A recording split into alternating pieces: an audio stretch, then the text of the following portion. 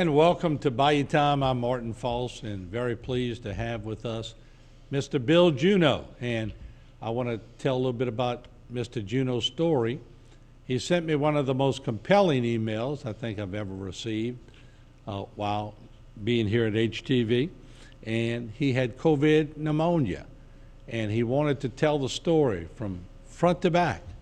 And in order to get the backstory, we felt compelled to give Mr. Juneau a chance to come on and tell his story.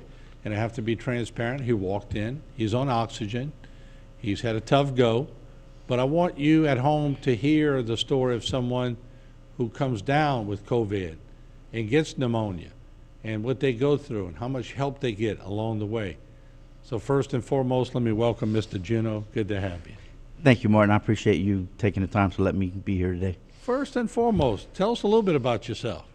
Well, my parents and I moved to Terrebonne, in Tahoma in 1981. I'm a 1986 graduate, Terrebonne High School, 1991 graduate of Nichols State.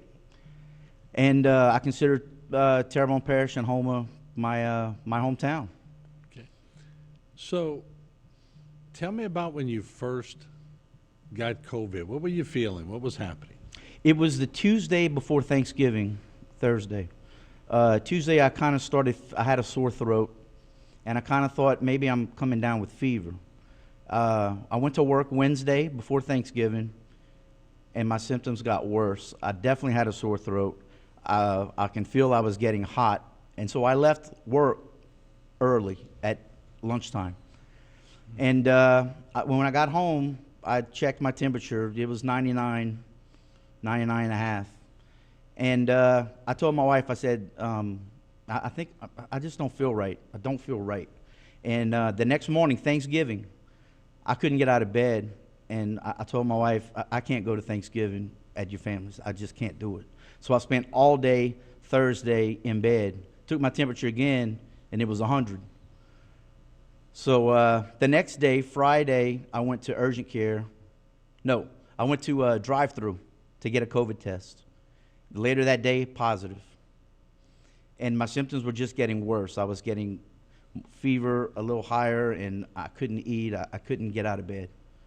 It was really bad. Could you taste or smell? I never lost my taste or smell. Mm-hmm. But you get that feeling that you just can't move. And Saturday, I went to urgent care, told them that I'm COVID positive, and they kind of just, they told me, stay on Mucinex DM, and it should go naturally through your body. But I just kept getting worse and worse. Saturday and Sunday, I never got out of bed. So I'm bedridden every day. I can't get out. Fever still 99 and a half, or did it go up? Fever went up to 100.3, but it's the weekend, so I can't go see my doctor, and I got to wait it out. And Monday morning, first thing, I went to my primary doctor. I don't know if I can mention this. Absolutely. Dalton. Yeah, very good doctor. Yes. I went to Dr. Dalton. I told him I'm COVID positive, and my temperature then was 101. And he took a chest x-ray, and he started me on dexamethasone steroid because he could see a lot of clouds in my inflammation. A lot of inflammation on my chest x-ray. And dexamethasone steroid and Z-Pack. And but then here's one of the things. He scheduled me for monoclonal antibodies. And one of the things I wanted to come on here and talk to you about. He scheduled me monoclonal antibodies the next day on Tuesday, which is not offered everywhere. And I was so thankful, and I wanted to tell everybody in our parish, thank goodness we have this available, these therapeutics, which is not available in every parish or in every area. So the next day, Tuesday, I went and did monoclonal antibodies, 4 shots. They told me you can do 2 shots in the stomach or 2 shots in the arm. And I said, well, I have more stomach than arm, so give me the 4 shots. And it didn't hurt or anything, but about 30 minutes after doing that, I started feeling better. I think that saved me another week, 2 weeks in the hospital, and I think it kept me off the ventilator, which I can get to later. But So you had a shot on the antibodies, choice of the shot in the stomach or the arm? 2 shots, you can get 2 little, it feels like a little pinprick, but 2 shots in the stomach or 2 by IV. Right. And I did that. That was Tuesday. And my fever went down, but I still just felt so weak, and I stayed in bed all this time, went back to bed. And then Thursday, Friday, I started getting a cough, and the cough got worse. So this is a week later? Yes, sir. Okay. A week after, I started getting a cough, and then the cough got a lot worse. All right, I want you to hold that thought because and eventually I'm going to compare it to what we're seeing now, because I have talked to a few people who thought they were over it, then the cough starts. Right. I think it's similar to what you went through, but you go see Kirk Dalton.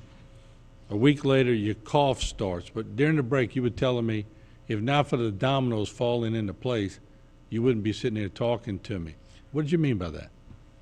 There's a lot of things that that happened during this process where if we wouldn't have reacted, or if we wouldn't have gone to Dr. Dalton saved my life. There's a lot of things we talked to different people, and the therapeutics and the medicine that I took and the timing of everything.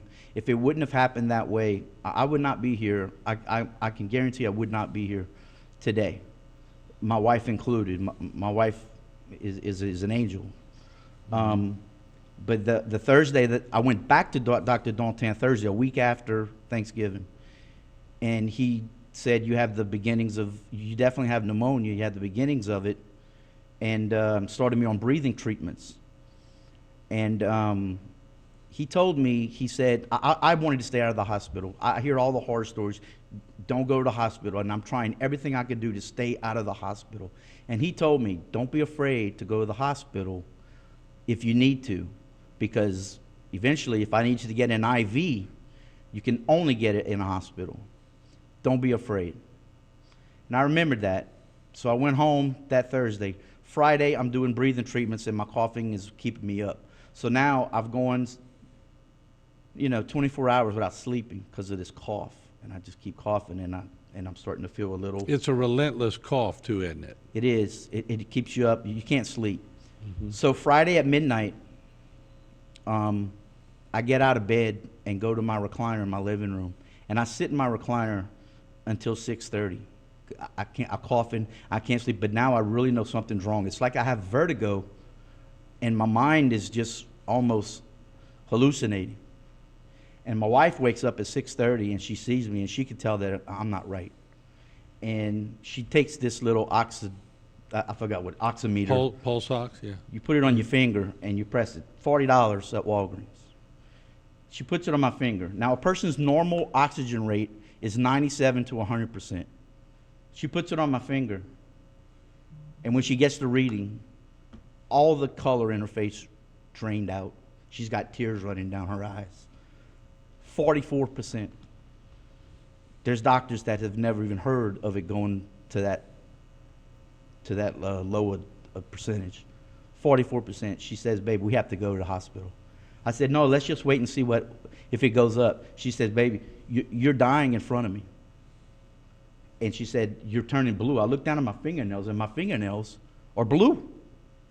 She says, we have to go. So we go, and we go to the hospital Saturday, 6:30 a.m. We got there, and I told them we're COVID positive. They bring me to the back. The nurse is at her computer. The first nurse you see, she has one of these. She puts it on 50%. We need a gurney. We need a gurney. They put me on a gurney. They bring me to the back. Boom, boom, boom. There's doctors. There's nurses. There's everybody. I have oxygen in my nose, and I can tell by the look on their face that it's pretty serious. My wife is sitting across over there. She's got tears in her eyes, and 2 minutes later, a doctor comes in and says, "Okay, we're going to start you on an IV, remdesivir, and." I think it was dexamethasone again, but I know it was another steroid. I can't be sure. Right. 5 days of an IV. The nurse tells my wife, look at his face, because they're getting ready to bring me to the back. And I'm thinking to myself, oh my God, they're telling her to look at my face because maybe she won't see it again. So then they wheel me to the back up into an ER room. But I'm not going to lie, I was pretty scared. I didn't know the severity of it. I never heard of an oxygen. I don't know what a normal oxygen rate is, and we're looking at this. But I could tell by the look in that first nurse's face, and I can tell by the look of the doctors and the other nurses that started giving me oxygen and IVs that it was a pretty serious situation. Were you panting or gasping for air at this point? I was. I was short of breath. We walked across the street into the ER room, and I couldn't hardly breathe anymore. And you get that pain in your chest, like if you're walking into a cold wind, and that pain in the center of your chest, and it burns. Mm-hmm. And I had that, and now I'm on 36 hours of not sleeping, and now I can't breathe, and I maybe there's a little panic that started setting in too. Right. But and I want to make sure I express this, and before we go to the break, I want to ask you to just tell me, you said you were scared.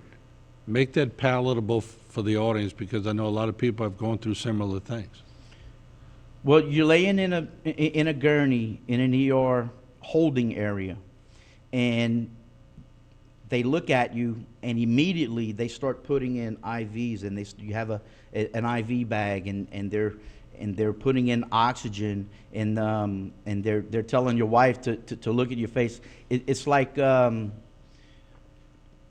you're laying there, and I just thought maybe I was going to go and get some shots, and I'd be leaving in, later that day.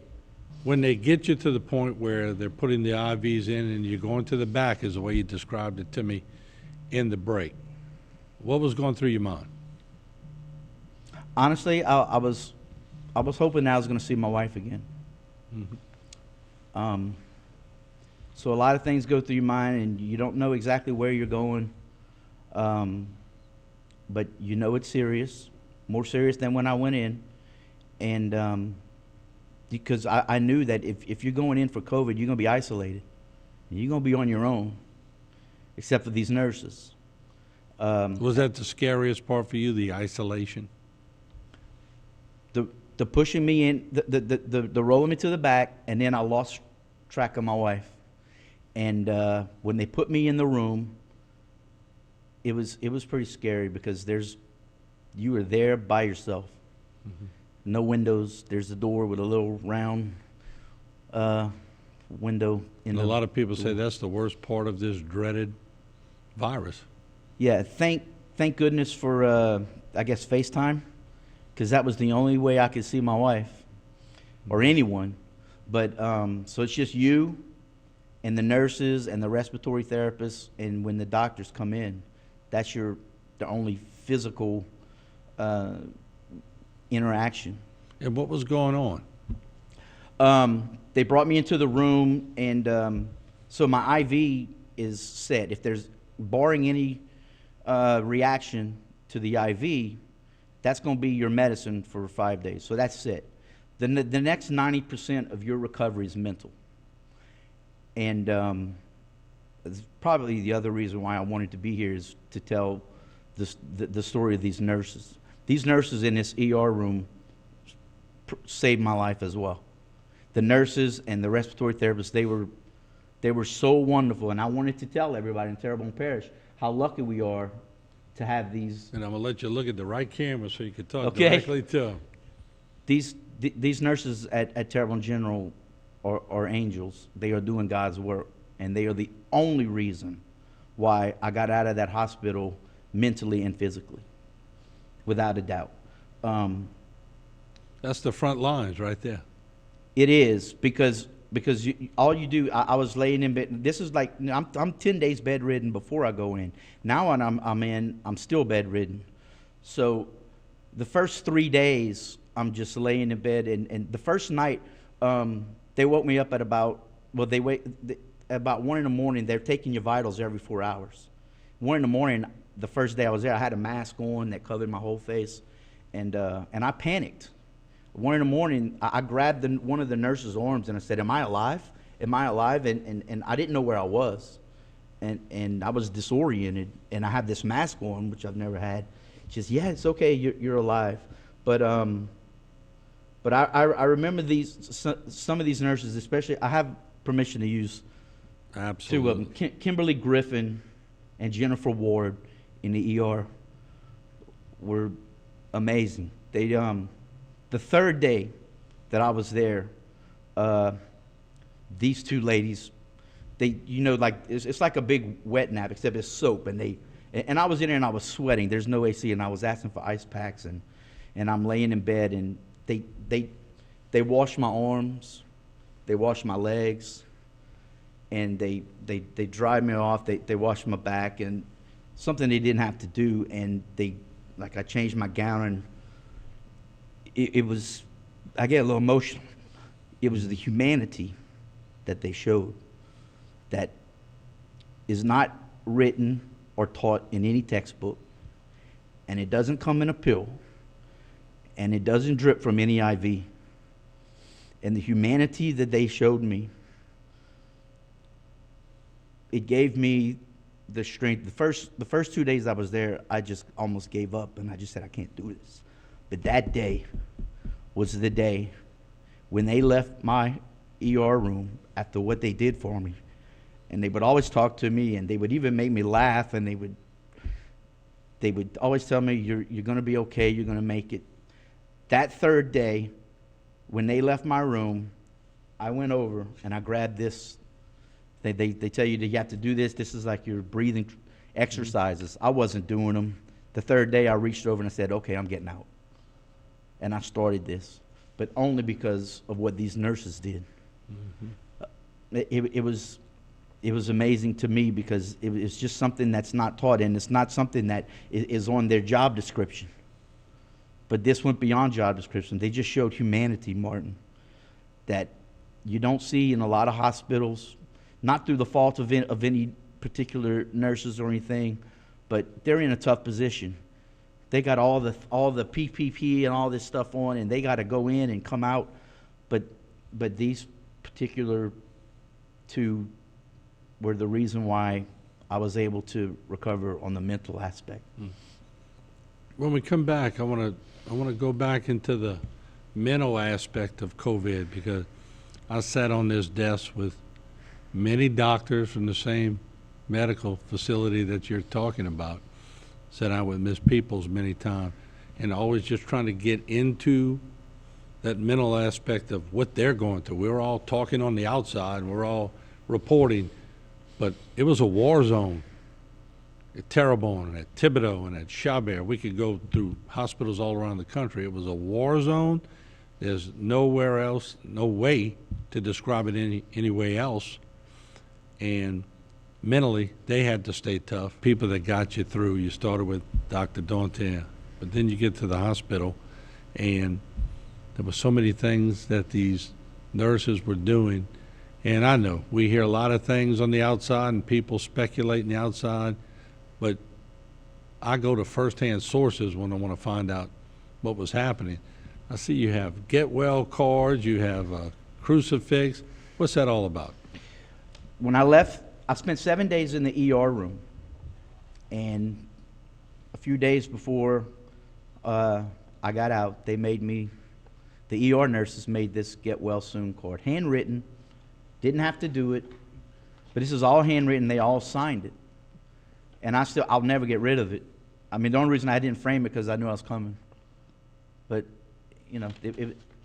it's all Well, now you can signed. frame it for sure. Right. Mm-hmm. And it's just, again, I keep saying it, this is the bag they put on, like, get well soon and all. Well, let me ask you, and I have to ask you this because I know they were tired.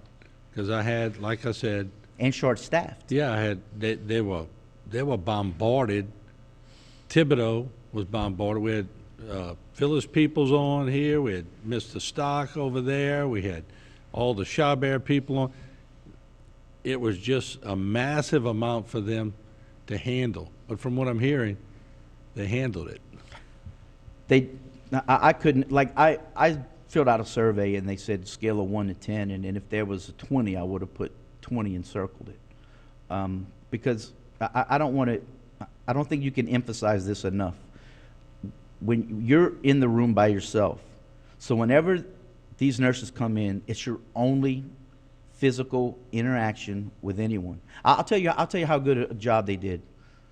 My wife, the day that I went into the ER, tested positive. So now she's on her own at home. She can't have any visitors. So while I'm going through this and she doesn't know what's going on, she's got to be isolated. She can't have visitors. So now we're both alone. And so we call each other. And when the nurses would come in the room, I would try to get her on the phone, and they would talk to my wife. So when I was telling her how these nurses were treating me, she felt comfortable knowing that I was being taken care of. Now, when you can get a spouse who is helpless, when you're in a COVID room, you're helpless. You can't go and see them. You can't do. You're at the mercy of the people who are taking care of you. And those nurses made my wife put my wife's mind at ease that I was being taken care of. And so I think that's a pretty special Were they gift. working the phones for you to talk to her, or did you have your own? The first time I tried FaceTime, I pressed the button, but I would press audio. So I'm trying to tell my wife, Nikki, where are you? Where are you? And she's on the phone, but I couldn't figure it out. Nurse comes in. I think it was either Kimberly or Jennifer. Comes in and says, "Mr. Bill, let me show you how to. I'm gonna fix this." And they called her the right way on audio so she could see me finally and talk to me and see my face. Mm-hmm. I didn't want her to see my face the way that I looked, but yeah, they did that, and it's just another thing that they didn't have to do. But I imagine when they're coming through the doors, and I've thought of this because I've interviewed many people who are in isolation, that we really don't know how we're not cut out for isolation until we're actually isolated. And when they walked through those doors, it was probably off the charts to make you feel better. Yeah. They probably, some of them might have gotten irritated at me because I wanted to talk to them. I didn't want them to leave my room because it was the only time that I had some type of personal interaction. So I would talk to them about everything. I would ask them what the weather is. I would talk to them about anything. But the one thing that I never, ever stopped doing was thank them. I thanked them every single day. I told them, I think you were doing what you're supposed to do. This is something that you're meant to do.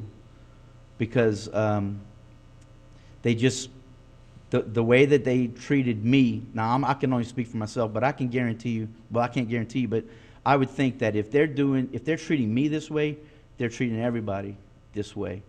I think literally God is working through you, and you are doing what you're meant to do on this earth. Because they never treated me like COVID patient number 458. I was always Mr. Bill Juneau. They never treated me like a patient. And again, it's just something that it's not taught in college, and it doesn't come in any kind of. But it becomes clear why they pick the profession that they pick. Of course, they didn't sign up for COVID, Right. but it's the reason they got into nursing. It really manifests itself, doesn't it? They didn't sign up for COVID, but they never ran away from it. Good point. And it's something I think that's just innate inside of them, in their heart. And I'm willing to bet that when they go home, they treat people in public the same way that they treated me in a hospital room. As I look across the news desk, I see a crucifix. Tell me the story. My sister-in-law's friend at work gave her this crucifix. It's a stone crucifix. And she said, I know that you... Hold it up for us if you could for the camera. Yeah, There you right go. here. Right there. And she said, I want you to just give this to you. I know that you have a lot of, she has like crucifixes and different things. And she said, do you mind if I bring it to my brother-in-law? He's in the hospital with COVID. This is day 7. And she drove to the hospital. She brought it to the front desk. They brought it up to me. Well, I held this. This is the seventh day, and I just held it like this, and I started. I would use it. I would hold my breathing thing. I would just hold it, and I would do my breathing exercises. And after I ate breakfast, I burst into tears, and I just kind of laid in my bed, and I was holding my crucifix, and I found God in my room. And through tears and everything, I said, I stopped trying to ask doctors and nurses, how long until I get out? How long until I get out? And I just said, you know what, God, I give myself to you, and I'm not going to ask how many more days. When you think that it's time for me to go, I'm going to go. Can I ask a personal question? Sure. Were you very religious prior? I was not. I was raised Catholic, but it's been years since I've been to church. So God found you.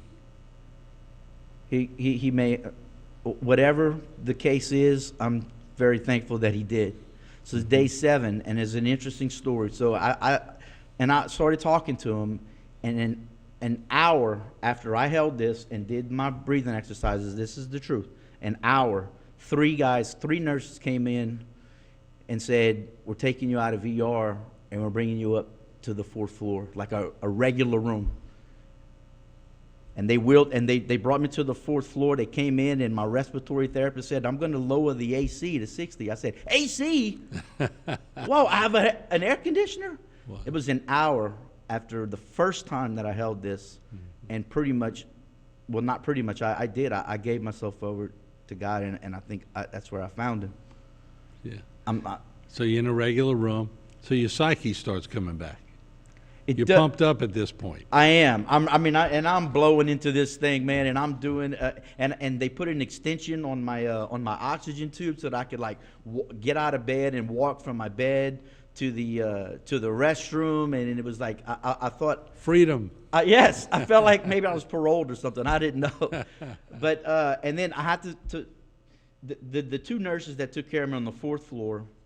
The last day of one of the nurses, she wrote another handwritten "Get well soon," because I would just talk to them, and I would just say how thankful I was for these nurses, and they would just talk to me because they knew that the more that they talked to me, the less stressful and the less nervous I would get, because you're still in a hospital, and you still don't know what could go wrong or what's happening, but I was steadily improving, but the quality of care from the ER to the 4th floor never diminished.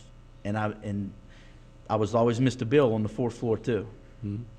Now let me ask you, because part of what I read, and you sent me, just to let everyone know, this was multiple pages that Bill sent me. And I know you probably think out there I don't read my emails, but I read and I called you. Yes, sir. Right after, and it was pretty compelling. But you did tell me you were still on oxygen. Is that a permanent thing? It's going to be for at least the next couple of months. It's another thing where there really is no timeline. The doctors say you're going to listen to your body. Your body's going to tell you. But what I do now is I'll take out my oxygen, and I'll have my gauge on my finger to see how long can I last off of oxygen until it goes down to a level where I have to be on it again. So I'm testing my body. I'm seeing how far up. But I couldn't walk. Like, I can walk from my house to my mailbox off of oxygen, but when I get back, my oxygen level drops below 90. So I got to get back on. So with the oxygen you're on now, it stays at what, 95, 97? I hit 100. Did you? I hit 100 for about 2 seconds. Okay. But it stays at about 96 to 98. Mm-hmm. And I have a machine that plugs into the wall, so it's 24/7. It's not Right. a portable tank. Right. So it's definitely, as long as I'm on that machine, I'm fine. How long am I going to be on the machine? Again, I think it's going to be at least a couple of months. When I asked Dr. Dalton, when am I going to be back to normal? When am I going to be 100%? And he said, well, that depends on what you think 100% is. But you see, there's no way to know. But I'm thinking it's going to be at least, I would think, 9 months until I think that I'm back to being off oxygen and being back to normal. But maybe my normal is, I'm not going to be running any marathon soon, but maybe my normal is going to be a little bit different. Real quick for this break, did you have the flu before this? No, sir. You never had the flu? Never. Really? All your years you never had the flu? Well, I say I didn't. Maybe you did and you didn't know it. Who maybe knows, so. huh? I might not have known it, but I know that I had COVID pneumonia, that's for sure. Yeah, for sure. Not many people, like I said, write that long of an email. And I read it, and it's quite compelling. It talks about the bills and everything else that go along with COVID. What made you come forward to HTV? Most people don't react like that. They don't come forward and they don't sit on a news desk for this long. What made you do it? When I got back home, I started just out of curiosity and because of what I went through, I started reading on like normal oxygen level and COVID pneumonia after they told me what it was. And when I read, I would read articles where if your oxygen level falls below 84%, you risk organ failure and brain damage. And I remember my oxygen level was 44. So when I started reading this, I realized how serious and how I cheated death. I mean, if we're going to be very, very frank, there's nothing that I read that tells me, or everything that I've read tells me I shouldn't have ever gotten to the emergency room. I shouldn't have ever left my house, and I shouldn't have gotten out of the hospital. And I just thought, you know what? Between Dr. Dalton giving, not prescribing, but scheduling the monoclonal antibodies, the fact that we have monoclonal antibodies in Terrebonne Parish and it's offered, the nurses that took care of me, the doctors that gave me the medicinal protocol, all of these things had to have occurred or I would not be here. And so it just really hit me in my heart. And then the fact that I really have now this relationship with God that I never had before. I think I'm very, very lucky to be here. Very lucky, because I know there are other people who, like you said, have lost loved ones and really have it a lot worse than I do right now. And I'm just very thankful to be alive. And I look at every sunrise and every sunset and every cup of coffee differently than what I did on December 13th when I got discharged. Mm-hmm. You're breathing comfortably on the desk, so the oxygen helps, doesn't it? The oxygen helps. Yeah, like I said, if I would take it out about 5 to 7 minutes from now, I'd be kind of gasping for air. Mm-hmm. And my dad right now has pneumonia, and he's in the hospital. And so when I was leaving my ER room, I just kind of looked around at all the other rooms, and the doors were closed. And I guess I'm thinking I'm very lucky to be in my position. And I kind of prayed for the ones that were still going through. But I could tell you, well, I'm not desperate, may be a strong word, but you were determined to come on this news desk and tell your story. Is that fair?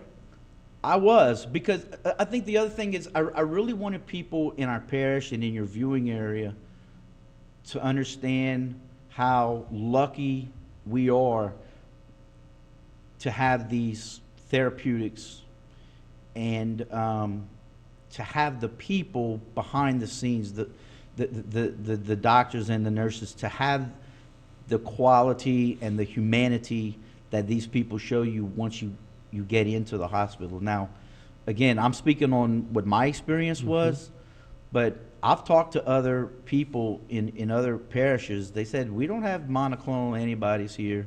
And I firmly believe that saved me from a ventilator and saved me a week to 2 more weeks extended stay in the emergency room. Yeah. Well, Bill, I want to thank you. I know you have a lot of bills, and I know we've yet to sort all this out with patients on how to pay for all this. But I want to thank you because it takes a lot of courage to come up and tell your personal story. And I'm glad we were able to hook up with you, and I'm glad you were able to speak frankly about a pretty dreaded virus. Well, look, I appreciate you taking the time to read my voluminous email that I sent you, and you look. I wouldn't be here if you didn't think it was important enough for me to talk about it. Look, Terrebonne Parish has been my home. Has been very good to me. I knew how important Terrebonne Parish is to you, and I just thought, what can I do to properly? I'll never be able to properly put into words the gratitude that I have for Terrebonne General and the people who work there. But I just tried to figure out how can I try to express how thankful I am. I think you just did it, my friend, and I appreciate you coming on board. And I wish you all the luck in the world, and your wife is right here in the studio with you, and I could tell she's your rock. She is. She's literally an angel, and she has not had a good night's sleep in 2 months because every hour she's going checking on me while I'm sleeping to make sure this hasn't fallen out and everything. And my wife is an angel. And Bill, one piece of advice: keep that crucifix. Definitely. Yeah. I will never ever part with it. Keep holding on to it. Thank you so much for joining us. Thank you, Martin. All right. Once again, Bill Juneau, very compelling story. And like I said, you can watch different parts of it on HTV. And if you want to sit down for the complete 1-hour version, that'll be on Facebook and YouTube. We'll take a break. A lot more. Don't go away.